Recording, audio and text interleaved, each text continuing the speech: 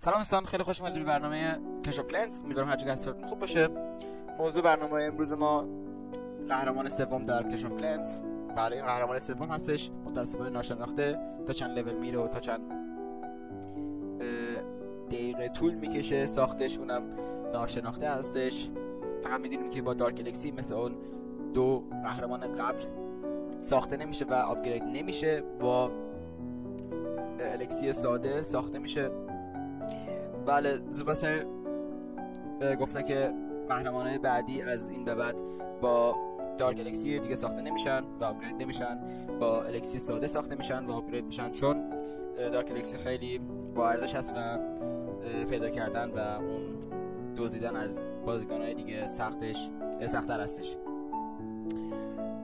و دوستان چند تا از عکسای فتوشاپی برای من فرستادن در مورد این قهرمان که اونا رو می‌خواستم بهتون نشون بدم. یکی از اون عکس‌ها نقاشی هستش و اون دو تا عکسای دیگه فتوشاپ هستن که احتمال میدن که قهرمان سوم بازی کش اف کلنز این باشه و بریم اون قهرمان رو ببینیم که احتمال داره چه شکلی باشه.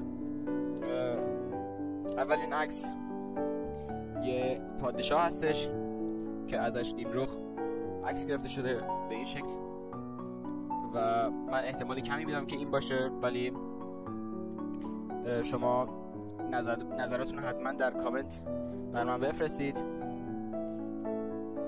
چون خیلی خوشحال میشم اگه بفهمم که شما چه نظری در مورد این سه عکس دارید و برام حتما بنویسید که بله اینم ویزارد کینگ هستش. ویزارد کینگ اینم با فتوشاپ درست شده و خیلی احتمال میدن که ویزارد کینگ هستش و اون عکس قبلی که دیدید همه گفتن این عکس به احتمال زیادی قرار نیست بشه، چون از نیمرخ عکس گرفته شده و نیمرخ فکر نکنن این اتفاق بیفته و خیلی میگن ویزارد کینگ قرار بشه و هنوز معلوم هیچی نیستش. تا من چیزی بدونم شما رو حتما در جریان میذارم با ویدیوام. و اینم از عکس سوم که یه گابلن هستش. بله خیلی زیبا.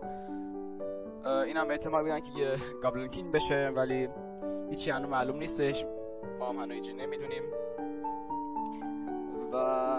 ولی من احتمال بیشتر رو به همون ویزارد کینگ میدم.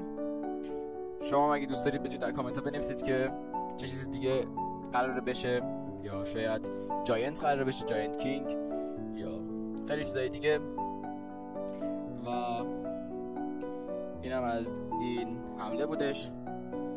امیدوارم که از این ویدیو لذت برده باشید و از همینجا خداحافظی میکنم.